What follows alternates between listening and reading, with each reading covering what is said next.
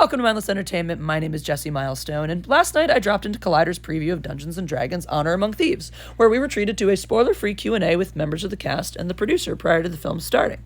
Now, I know a lot of you guys come to this channel to hear my feelings on pretty much everything, and there will be a review of this movie full of my unadulterated feelings, but that's not what today's video is for. Today's video is for you guys to hear the feelings of people who actually worked on this movie, unedited, with nobody's opinions except your own. And those people you're about to see from right to left are actors Michelle Rodriguez, Regé-Jean Page, Justice Smith, and Sophia Lillis, as well as producer Jeremy Latcham. Now, this movie comes out in theaters on March 31st. However, I hear that they are doing some previews around the country, a few thousand theaters this Sunday. So if you just can't wait, take a look around for that. But now, without further ado, except a quick thank you to Collider for putting on this event and for providing free popcorn and soda. That was a nice touch. Here are the cast and crew of Dungeons & Dragons Honor Among Thieves. What's up, everybody? Jeremy has produced a few Marvel movies like Iron Man, The Avengers. He did this. Guardians of the Galaxy. Yeah, a few things. So I'm curious when you compare the making of. I'm curious, how would you compare the making of some of the Marvel movies you worked on to the making of Dungeons and Dragons? The thing that this shares in common with the making of the Marvel movies is going all the way back to Iron Man 1, which I was but a child when we made that movie. I think I was all of 26 years old. So good, bro. It's a good movie, right? And this is the beginning of something exciting, and I think it has the same sort of promise and hope and adventuring spirit that we had there. And the nicest part about making this film is we were starting at the ground, and we could make something brand new and as part one of something. And there's no plan for a sequel. There's not a plan to make a part two. We've not been planning a part two. Just like we made Iron Man, we said, let's just make one good movie and make something great and step away from having to have plans and timelines and all this stuff and just make something cool. And it was really, really gratifying to just be starting an adventure together. And this cast is so great to be on this adventure with. Like, truly the greatest cast. Yeah! For the actors tonight, I am curious, what was it about, by the way, because no one's seen the movie, I'm asking a little more I can't really ask specifics yet. I'm just going to say for each of you, what was it about the project that said, oh, I need to do this? You want to go in order? Okay. I wanted... This level of organization, this is what you're in for. This isn't a spoiler, but I play a sorcerer in the movie, and I always wanted to have magic powers, and so I got to do that. I also am English in the movie, as you will see, and I've always wanted to be English. And I got to do that as well. I'd have to say the attraction for me was John and Jonathan's, the directors of the features, script. There was, when you're talking about an IP that's been around for close to 50 years, there's a lot of humans involved, thousands of hours and thousands of hours of gameplay, and an appreciation and a love for the world that has already been built. And you have to have a profound respect for that if you're ever going to touch something like that. And I think that they passed the test, at least for me, with the script. And that's why I decided to be a part of the project, because I said, oh wow, here are these guys who aren't like saying, oh dude, 50 years of free advertising, let's make a movie. It's like more along the lines of like, I love this world, let's make an adventure everyone can enjoy and do it justice. And I was like, that's what I'm talking about. Yeah. It's exactly the same thing. It's the script that brought us in. I think there's that thing with... how many folks in the audience are Dungeons & Dragons fans already? Look at that! Of those fans, how many of you are terrified that this movie isn't going to be what you want it to be? Honestly. Right. That's us. That was us when we picked up the script. Everyone picked up the script and went, okay, a Dungeons & Dragons movie, I don't know what this is going to be. And then you kind of flip through it, and by the time I closed the last page, I had laughed so much. There was so much heart, so much humor. It was so much more human than I think any of us were expecting. And that's the magic source that I think John and Jonathan, who are D&D players, they're hugely passionate about that. They wrote Spider-Man Homecoming, so they know how to take like an IP that has all of these costumes and lore and backstory and how to cradle fans like that very lovingly. But they also know how to hold the general audience and just make a very human story where all of that's dressing. Like D&D, if you're D&D fans, you know that Dungeons & Dragons isn't about dragons and magic and swords. That's all there. It's about that feeling when the five of you get around a table and goofy, stupid shit happens that no one else will ever understand. And it's dressed in swords and magic and sorcery, and that's what this movie gave me. And I wanted to hang out in that world, and I wanted to have that goofy, magical shit happen with real stakes that I'm going to tell my friends about, that you guys are going to tell your friends about, and I want to share that feeling in an audience with you. That's why we did the movie.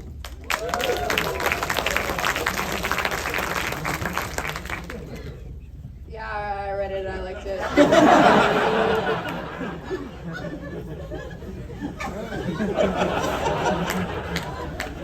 I'll ask you a different question then. What is the secret to playing an owl bear? That wasn't me. That was CGI. That was Steven just thinks all owlbears look alike, man. that was CGI. You know this. Not me in a green suit or anything, but I did think for a second like that was going to be a thing I had to learn. So I did research. Animal documentaries and whatnot, and turning into a lot of. I also did some stunt work stuff and kind of like animal kind of based. Like how would she move? How would she fight? And how would she transform into these creatures? So that sort of answers her question. And then John or Jonathan said, by the way, you're not going to do that. Yeah. They're like, there's no motion capture in this movie.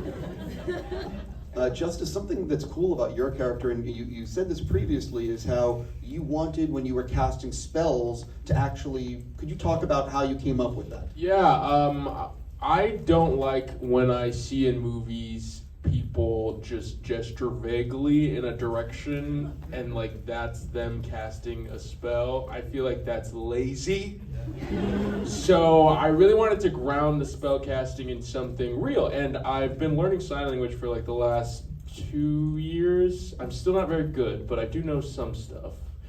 And I feel like if spell casting was real, it would be a communication of some sort to the space around you, a communication of what you want to happen. So I would find the sign of the word that had to do with the intended action of the spell, and then modify it a bit so it looked a little more spellcastery. So I grounded all my gestures in some sort of substance. Yeah. Yeah, it is cool. It is really cool. I like this crowd already. A lot of people in this audience know how movies are made, but is there anything about the making of Dungeons & Dragons that might surprise people to learn? I think one thing that I think we did in a really cool way was the most prosthetic stuff that I've ever had on a movie. We had Legacy on doing so much intricate work, and I think that people look at practical effects and they say, oh, those haven't changed since Jurassic Park, but visual effects have evolved greatly. But the magic behind practical effects has changed so much, even since we started making the Iron Man and Guardians movies, and we had the most cutting edge practical effects that I've Dude, ever seen I was in terms hanging out with these guys. Yeah. They are the best. Like, you go into their work area and you're seeing a dragonborn being built from scratch. You're watching these painters add their stuff on to robots. And then you're seeing the animatronics guy come in, the robotic guy come in with his remote control and hook this whole thing up. Then you have to watch this whole thing be put on a human who can't breathe. It's like 100 and whatever degrees outside. Yeah, we actually had one actor that showed up as there's Tabaxi in the movie, which is, I think, really cool. D&D folks are gossiping. Everyone else doesn't matter. Everyone else doesn't matter. So if you're into Tabaxi, they're in the film. But we had an actor show up, and we'd said in the casting call, like, it's really important that you can wear this prosthetic for 12 hours. And the person showed up, and it's this really intricate prosthetic, and the person couldn't do it. And luckily there was someone around who was like, hell yeah, I'll put on a tabaxi prosthetic. And we had to go train this person in all this work on the day because it's really intense work. It's really cool, and I think that's really surprising in the film. So awesome. I It's can't really wait cool. to show you guys on Instagram once the movie's out already. Hugely tag team. Like, you got that full Jim Henson feel, but as you said, this has come on so far. Every time you see like a pile of barrels in the movie, there's usually a guy hiding behind it with a really complex remote control. Yeah. Who's controlling like every twitch and muscle in the face of the Tabaxi or the Dragonborn. And as an actor, you're spoiled because these guys are really there in front of you. I'm acting with a living, breathing creature that's doing some really, quite frankly, offensively good acting. Yeah. After the movie, you guys can ask John and Jonathan, because they're coming for a Q&A, where the remote controls are, because they're in there somewhere. They can tell you where they're at. One of the things about the film, and you sort of touched on it already, is that if you don't know anything about D&D, you will really enjoy this movie. But if you do know about D&D, there's so many things for you to pick out. Can you sort of talk about that? Easter eggs, spoiler alert. We worked really closely with Wizards of the Coast, Jeremy Jarvis and Nathan Stewart's teams to really put detail into everything. So every piece of writing that's on a wall that's in Thoras can be read and translated and is accurate to what's happening in the scene, and and there's a lot of stuff that art didn't exist, it just existed in text. And so they would put an artist on and draw it exactly how they had always imagined it. And so for those guys, I think for Jeremy and Nathan, it was a real opportunity to see stuff that they'd been imagining for the 20 years they've been working on the brand, to see that come to life, which was really cool. So and these guys were also game. Even down to the last wire.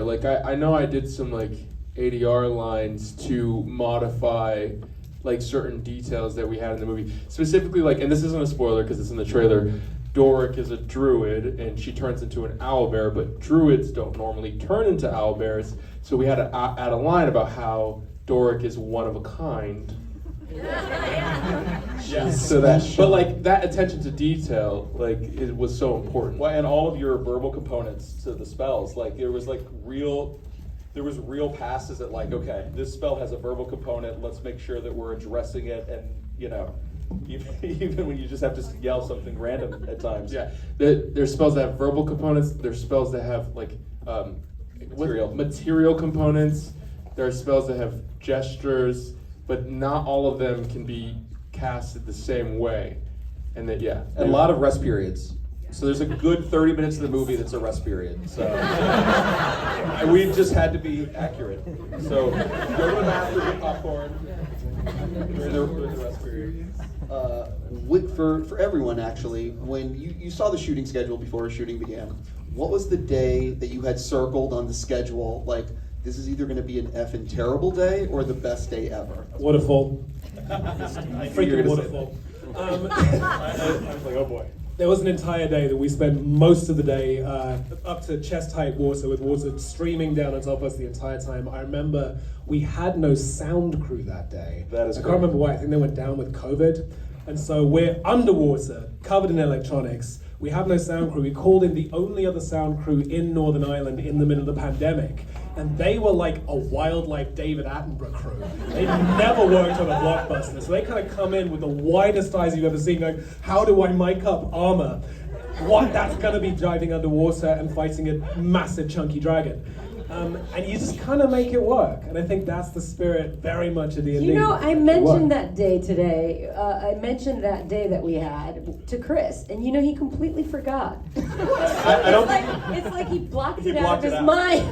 Central trauma memory. You don't remember you were swimming. The thing they're not telling you too is that we were shooting in Northern Ireland in the winter, and the water that we could get for this was not heated because it is not practical to heat that much water. But now this is on you, producer man. Well, Because the bright idea to keep the actors warm in this process was okay, they're going to be underwater and freezing cold. So genius over here goes, we'll keep them warm with jacuzzis. We'll have warm water to keep the cold water warm. but no one knew how to work a jacuzzi. So the production spent all this money on hot water that didn't get hot, and so we went from one cold puddle to another cold puddle, back to the cold puddle. The only thing I can say is if you'd gotten in the hot water, then gotten back in the cold water would have been even colder. I think that's how pools work. Okay, so we why were would just you doing it to provide make your the life hot better. water? It was awful. No, I was in Video Village going, oh man, I think we're gonna have a rebellion today. Because the sound crew literally they were documentary, like BBC documentaries, and it was horrifying. It was really tough. They were really game. In fairness, they were incredibly They were really game. nice. They Yeah, got that's in the true. water. they And you dove guys were with really us. game. I mean, when you see it, it's I still went in the hot tub. I liked the idea of the hot tub, so I wanted it to work. For everybody, I would imagine, and maybe it was this day that you will remember forever, but was there another day that was just something you will take with you for the rest, something, the strong memory of the shoot? I'd say plenty, and most of those days had to do with the legacy crew and just the fantastic job they did, and also the art department and the fantastic sets that we walked into. I mean, I was just blown away by it all. I know, because seriously, like when you're there and you're in a castle, for instance, in England that's like from the 1700s or whatnot, and then all of a sudden you see a dragonborn walk by because he's about to be in the scene, in the background, and I'm just like, where am I? I just stepped into the Twilight Zone, or you're on one of the biggest sets that we were in with the Thorachod. God, me and the words, the Dungeons and Dragons words, we don't get on very well, but the big dragon, I don't know if you're allowed to say fat dragon, but it was a big dragon. It was a dragon that eats a lot. And we're on this set, and that set was fantastic. I mean, that day was pretty cool. That was cool. Do you guys know the phrase, the wheels fell off, like something's going really badly? We had a day, we built this carriage that was, there's a sequence in the movie where there's a giant Only tell us carriage. this afterwards. And the wheels, I had to call the studio that day, and the wheels had actually fallen off of the carriage. And it was heavy, it was really heavy. It weighed like more than a ton. And the poor horses, 6 horses I think had to carry that thing. Yeah, and they were running with it, and they were wonderful. They're horses that are bred to carry carriages, but the wheels fell off of the carriage. Literally, the axle just popped, and it was. I will remember that forever because I called. We almost lost a day. The wheels fell off the movie. I'm so sorry. I have failed as a producer. The wheels are actually. Go find a craftsman from the local Ren fair. It was terrible. The chariot is sick, though. I mean, the Yeah, guy it's put a lot of work into it, but you did not have to make it out of real wood and steel, dude. Seriously, 3D print the sucker, It's true. So, I'm curious for the actors, which of you always nails it on the first take, and which needs a few to get going? Chris nails it on the first Yeah, take a he lot. does. I take a couple of scenes to get things right. I gotta say, it's the New York thing always pops out, and I'm like, I can't be a barbarian with a New York accent, you know what I mean? So yeah, it took me a minute. Hey, yo, Vinny, by the way, there's a dragon behind you. Do something about the dragon, you know what I mean? What's wrong with you? It makes a dragon swarm. That's good. You guys? Wait, what was the question? Do you typically get it on the first take, or do you need a few? I think I take would. a bit. I think no. I think I would get it on the first take. I would just break a lot. I'm a laugher. I laugh a lot when other people are doing funny stuff, and Michelle makes me laugh a lot.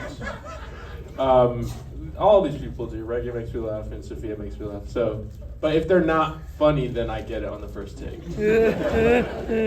I take a bit. Yeah. Every time you nailed it. That's how because you we know you need to be sucked. funnier. If I'm not laughing. If I don't get it, if I get it on the first take, then you didn't do a good job. We're learning a lot about each other. Sophia? Oh, I take a bit. I definitely take a bit. I take my sweet time, you know? I think you take your time to get to the standards you want to get to. I think you're pretty reliable. Like Oh, you'll thank nail you. it first time and then just like climb that mountain. Cool. I'll take it. So this, obviously no one has seen it yet, but this movie has some incredible action, and you guys on the end you do some crazy stuff in the movie. Talk a little bit about how actually what is it like getting ready for a role like this, where you are going to be performing and doing like some pretty detailed action? Ooh, I gotta say, it was a lot of protein shakes. I'm not used to eating that much and gaining 15 pounds of muscle and having to work out all the time. Every time my trainer showed up, I'm like, really? But yeah, it pays off, because in the end with the choreography, and the fight sequences, it helps. I get to help out my stunt double. So 50% of what you see is my stunt double out there throwing people over her head, and the rest is me. And I think we worked well together. I think it resonated with a lot of the audiences so far that have seen it. But we'll see what you guys think. Let me know if we pulled it off or not. I mean, I'll tell you that for me, Michelle's character Holger has some of the best action sequences I've seen in some time. I know that. No, for real. Like, because you hit that magic spot. John and Jonathan talked to a lot of directors who were very passionate that they didn't want this to feel like a green screen movie. Like, yes, it's fancy, yes, there's magic. We talked about all the practical creatures, all the practical effects, but that came down to also making sure that Michelle and I were in the stunt tent every day that we weren't filming, just going through these sequences. You got to be conditioned to be able to do this take after take after take. The stunt guys were not messing around. They were kind of this Eastern European crew who kind of just don't know what being nice to actors is. They think they're being nice, and bless them, but it's pretty hardcore. That sucked. Try it again. But no, John and Jonathan, like they talk a lot, and they've talked in the press tour about wanting this to feel a little bit like old Jackie Chan movies. They wanted the action to feel like it has weight. They wanted to stay in these long takes so you can see the actors pulling these things off, but also that there's wit to that. So like your fights in particular, I think have something that I haven't seen in cinema for quite a while, where there's thrills and there's danger, but also there's humor laced in. So there's some really fun little prop gags. There's that bit with the bow and arrow that gets me every freaking time. By the way, I gotta say, I love Zank's weapon. Pay attention to his sword. The sword is awesome. It does something really cool. Now the blade that's all will I'm gonna virtue say shall about it. break. I'll let you guys figure out what that cool thing is. But if I were a kid and I were to buy the toys, I'd be like all about the Zank sword. The craziest thing that our stunt guy said to us at one point, we were working on a stunt early in the movie. And I'm still not sure what this means. He was Bulgarian. His name's Dion, and he said, I said, how do you feel about the choreography? He goes, it's good, sexual but brutal. I don't know what that means, and I'm still wondering what that means. But I was scared when he said it. Sexual but brutal. Yeah, it was crazy. I don't know what it means. I was scared. Wow. Yeah. I said, okay, Dion. It looks cool though. 365 days of D&D.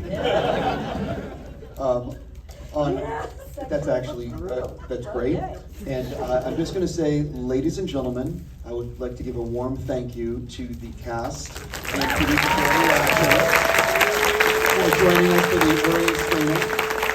For the pre-screening Q&A. I really mean it sincerely. The movie is so good. Everyone here is about to have a great time. I don't say that all the time. People know that about me. But listen, you guys have a fantastic night. Anyway, thank you so much. Thank you all. Thank you. Excited for you guys to see it. We're going to start